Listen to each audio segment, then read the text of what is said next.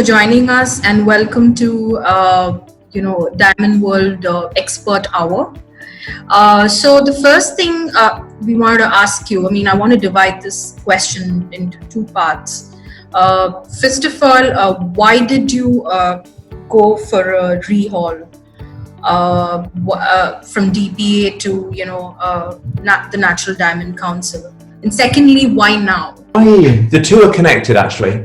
So if I answer those two questions in the same way, the world was changing before coronavirus fairly dramatically. I started in my role back in December, so we were already 2 or 3 months into this strategy and this positioning before coronavirus. But obviously the impact of coronavirus has both accelerated in terms of what we're doing.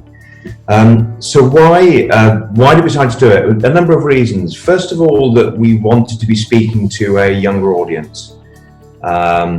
In the major markets in the world, particularly in the US, the average age of the diamond jewelry shopper is in the mid-40s.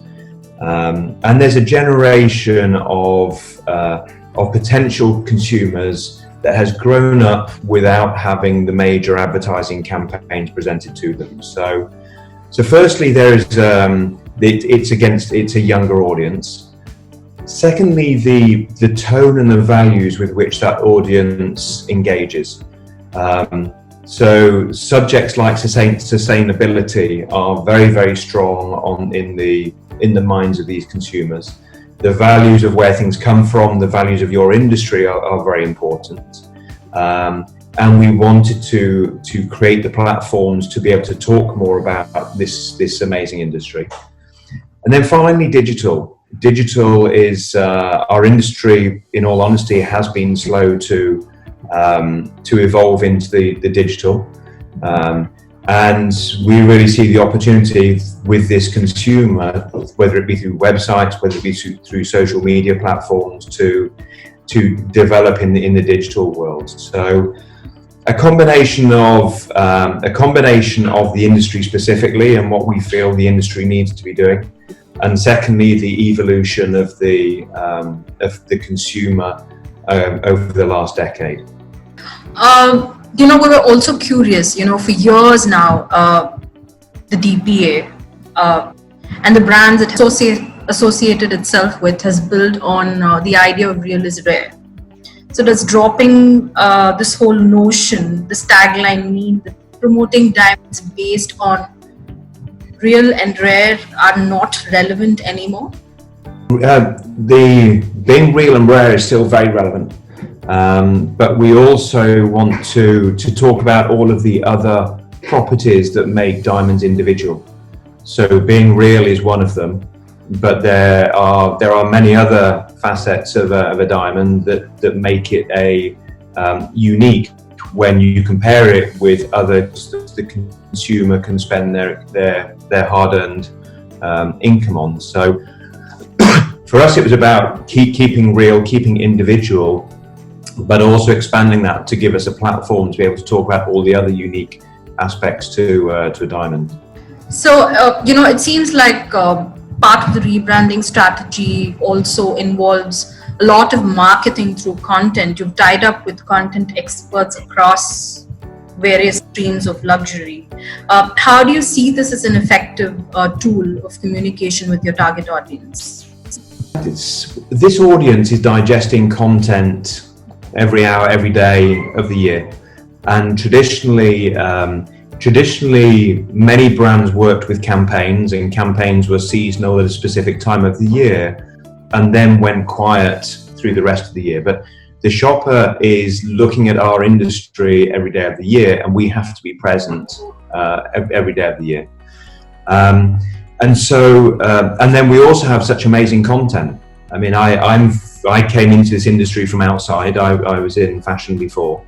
I thought it was incredible, the amazing amount of stories, whether it be about the industry and supply chain, where diamonds originate from, the stories of epic diamonds. There's so many great stories. It was almost, I came in and was a bit frustrated that there's all these great stories, but we don't have the platforms to be able to talk to the consumer about them. So that's why it was a very early in our strategic planning, say, look, we've got to create these platforms that allow us to talk about all of the great things that are done in our industry, and to do that in a way that really inspires consumers and educates them. So it's been a very interesting process we've gone through to get to here, but it's very, very interesting and a great opportunity for us.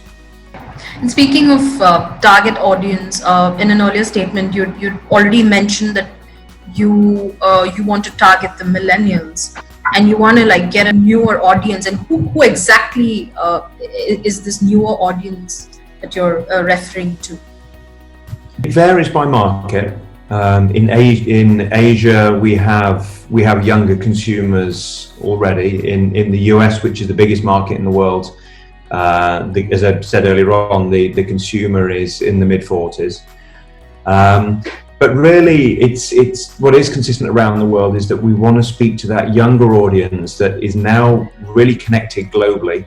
They're all on digital platforms. They're all on mobile. I think over 80% of our traffic coming into our platforms is on mobile. So although culturally they're different in each market, the consumer is very much, they're all engaging in global content. So that's what we've got to speak to them in, and they all have very similar values because they're all digesting the same content. They all want to know about naturality. They want to know about sustainability. They want to know where things have come from. They all have an obsession with celebrity, albeit celebrities are different in each market. So the world is getting smaller, and we think that obviously diamonds play a major part in that world going forward. So, I mean, you spoke about celebrity. Is celebrity endorsement an option that you're looking at? Celebrity endorsement is an option we're looking at. It's very important that the celebrities are able to tell our story. It's one of those things that we aren't a product brand, so we're not showing off products specifically, which is typically why product placement works with celebrities, because you're showing a specific product. Celebrities and their ability to use their voice to talk about the values of our industry.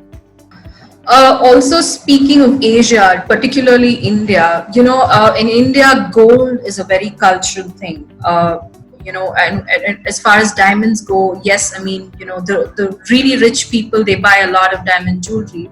But, unlike America or Europe, the whole diamond giving engagement rings is not a huge trend here. Yes, it's happening slowly, but it's not a trend as yet. So what is your plan, to sort of increase the popularity of diamonds in India? Again, we know. I mean, I only spent 2.5 months in my role before I've been locked in this room for the last 3 months. In that time, I did 2 trips out to India, and I found it a fascinating market, fascinating people.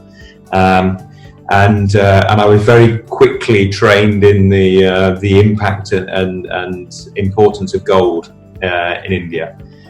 For me, diamonds are a new opportunity. I think you mentioned earlier on that that there is, engagement doesn't play the same importance in India.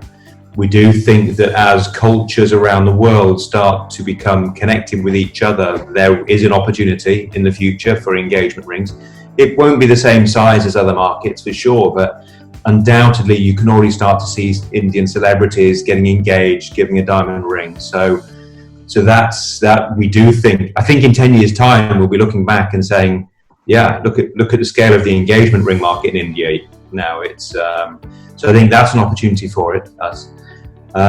Also, I think the connection between people, and I think what diamonds do uniquely is that they, when they're gifted, whether it be in a romantic context or family or birth of a child, The insight that is consistent around the world is that when she looks at a diamond, it has a meaning to her. It celebrates a moment, and whether it's, as I said, whether it's the birth of a child or a gift from family, there is something about a diamond that has a value that will be with her for the rest of her life. And that, we believe, there is nothing else in the world that does that. And there's no other luxury good that creates that connection. And we believe that will be even more important coming out of coronavirus, when we become disconnected. Right. Our only connection is through a camera and a computer.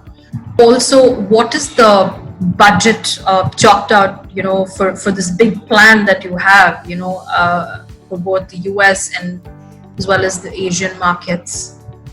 Apologies, we don't talk budgets. Yeah. We are very fortunate that we have great financing from our member companies. And even more importantly, at this time of crisis, our member companies have remained committed to that when they, like everybody else, are being hit economically. If I declare our budget, then all the people we spend money with know what we're spending, and they negotiate differently. So it's why we don't talk about budget, other than it's a healthy budget. We're able to do great things with it. We're already seeing traffic to our website that is 10 times where it was a couple of months ago. We're already seeing engagement on our social media platforms that is 100 times where it was a few months ago. Right. So I'm confident that we have the budget to make an impact, that once we demonstrate the impact that we can make, that we will continue to finance it, and finance it well. So I appreciate that it's an incredibly tough time for our industry at the moment, all around the world. And, we haven't lived through our generation hasn't lived through a time that is as difficult as this. So I'm presenting an optimistic vision because I believe strongly in this product and this category in the medium to long term. I think it will come back in a very healthy way. It'll come back in a very positive way, but that's not to understate the scale of the challenges that we're currently going through. Right. Thank you, David, for joining us, and thank you for those lovely words. I think this is very important. People need to hear such encouraging words right now, because everybody is sort of confused about the uncertainty. So thank you for joining us. No, well, thank you very much. It's lovely to speak to you. And like I say, we're here to help our industry. So, we hope, we hope we're successful. We believe we'll be successful. And I love partnering with all of our industry around the world.